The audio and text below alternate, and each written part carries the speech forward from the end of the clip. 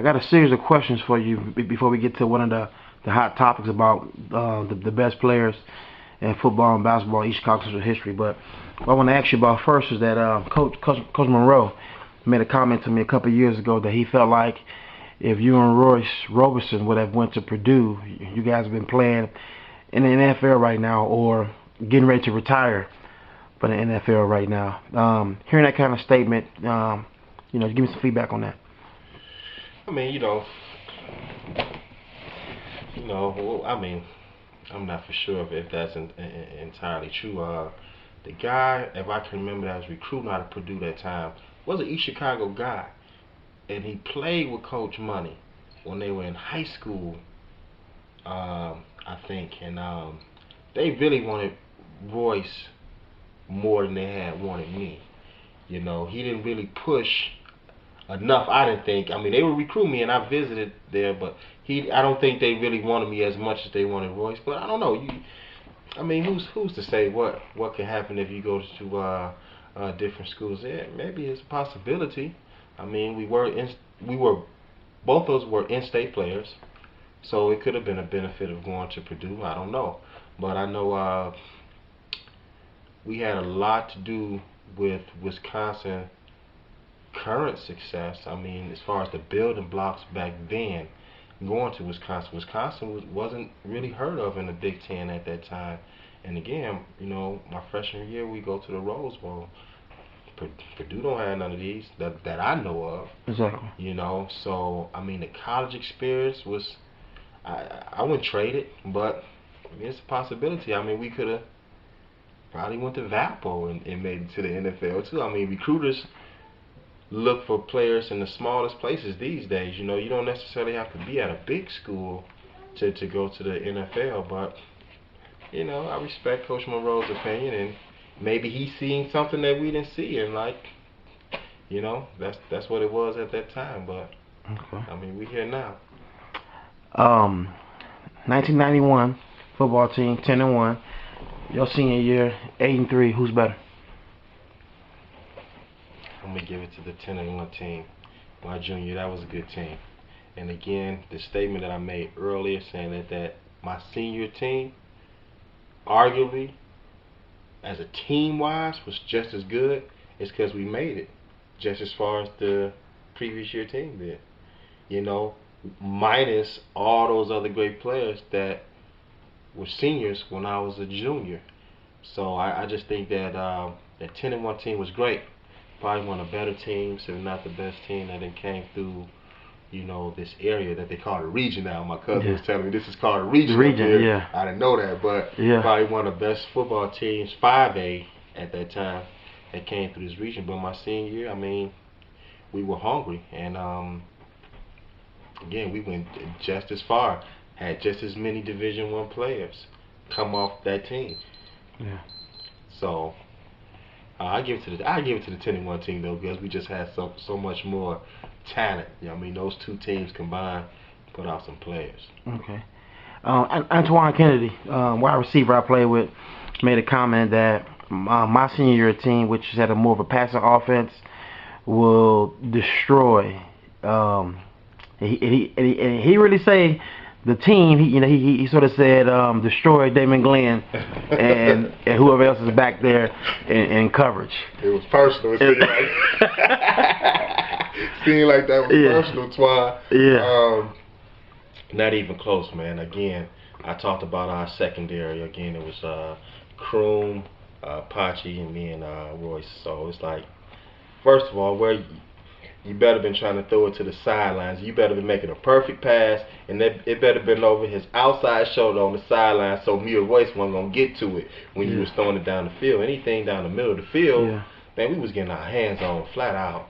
So Twine would have probably been in big trouble. I don't even know if he would have caught a ball. It would have been, if he'd have caught a ball, he'd probably caught a little slant and got a few yards, but he wasn't gonna be making no big plays. And like most people tell you that when you get two fast safeties out there like that, man, covering the halves, it's like, really, you have to have a great quarterback. And I don't know who was your quarterback.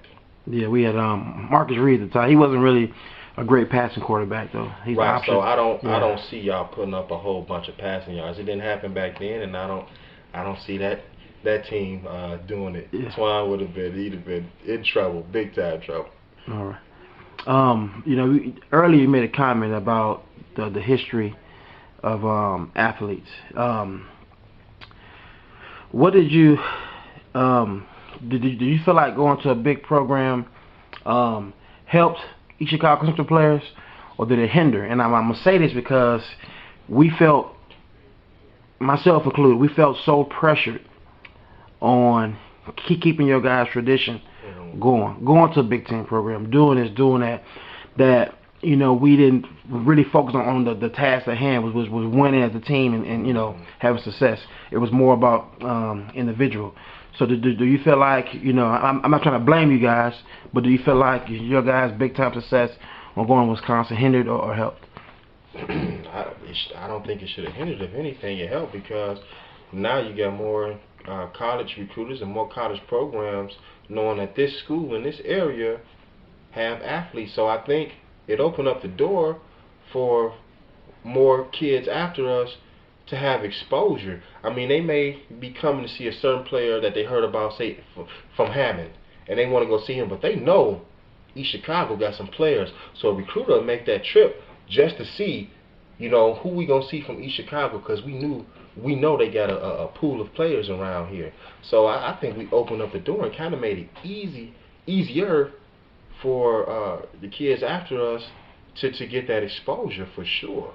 Gotcha. Before Big Rob, I don't know, what's his name? Scott Upshaw. Yeah. May have been the only person before Big Rob that got a Division I scholarship.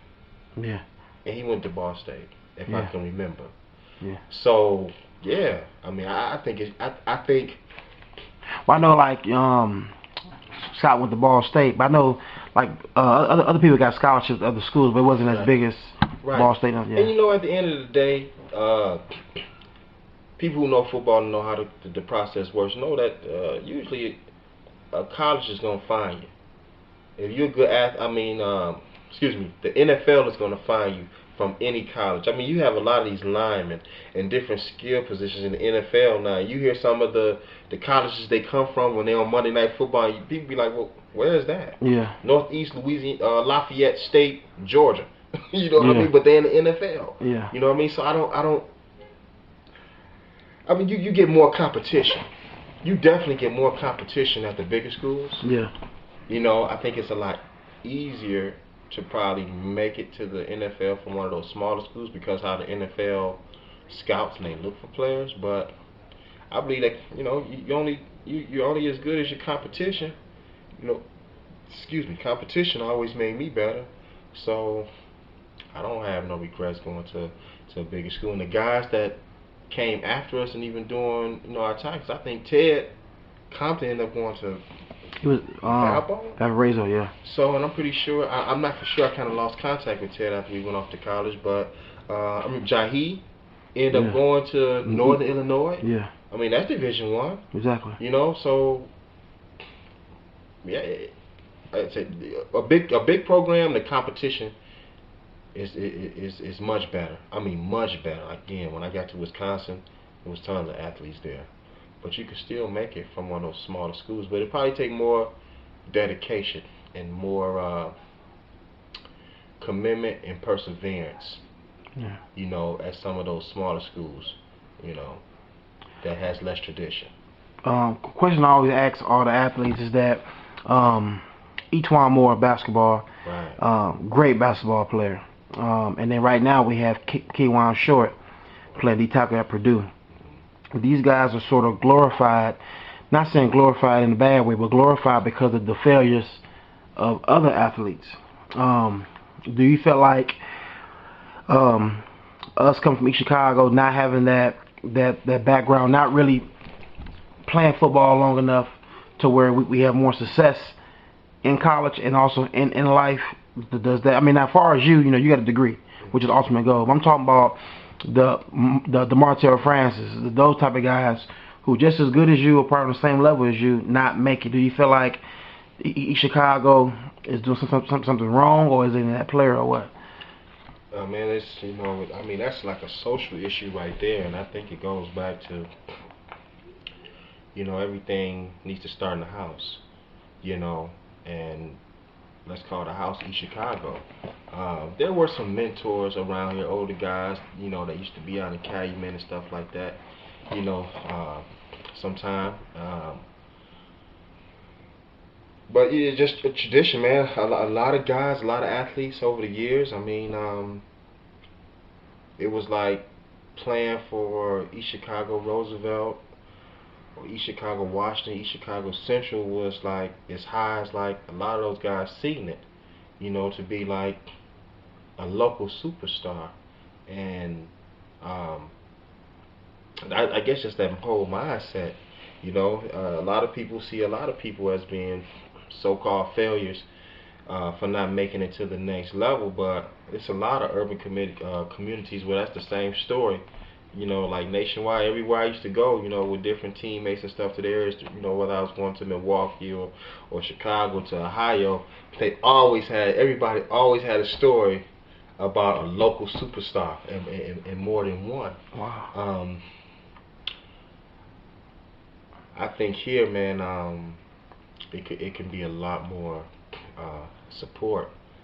Just over the years since I've been gone, I left here uh, August of '93 to go up to UW, and it's been a lot of different athletes, basketball and football, that have passed through them same halls I did before, and I think a lot more guys should have went to bigger schools or just made it to any kind of school. Um, some of that could fall on me. Some of that could fall on some of my other peers by not always coming back and keeping it fresh in these kids' mind that you can do it. You can do it by exposing ourselves to our own community. I think that would help too. With like some of the other people. Maybe if Kenny Lofton would come back more and expose himself more, saying to the community and stuff like that, it would give people more of a feeling that they can do it too, and that they can make it. So ultimately it falls on our peers, my shoulders, and everybody else's shoulders that's older than the youth.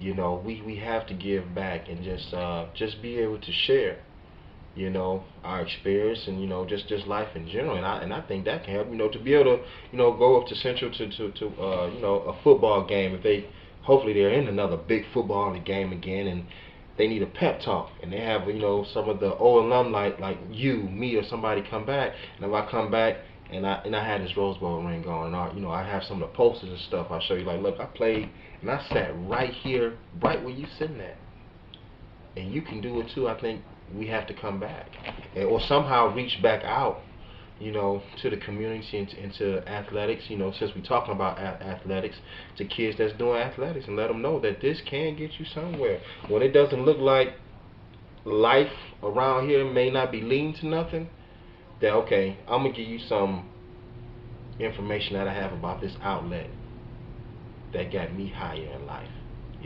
So I just think we need to come back as a community, man. On another note, Junior Bridgman, East Chicago legend. Yeah. He owned every Wendy's in the state of Wisconsin, and I don't even know the man. I've been in Wisconsin for, since the summer of '93, and he's a legend in Wisconsin. Yeah. And I'm right from East Chicago, and I don't even know the man. Stuff like that, because this is a small community when you think about it. Everybody know everybody, really, growing up in East Chicago. Even though it was a harbor in Calumet, everybody know everybody. There's only one high school. How can you not know everybody? Exactly. And I think us as a community need to, whatever we can do to give back to this community, because it's a lot of good people that's here now and that came from here. And we, to the people that left, need not to forget where you from, because you can still get love right here in East Chicago. I mean, it's not a lot when I come home. It changes every time I come home. It's not a whole lot here, but I still get the sense of being at home when I come back, and I still got love for East Chicago, and the Etwan Moores, and what's the other kid you said went to Purdue? Keywan Short. Keywan Short. I've seen a few games of him. Playing against Ohio State this year, and it's good to as a past Big Ten guy seeing that.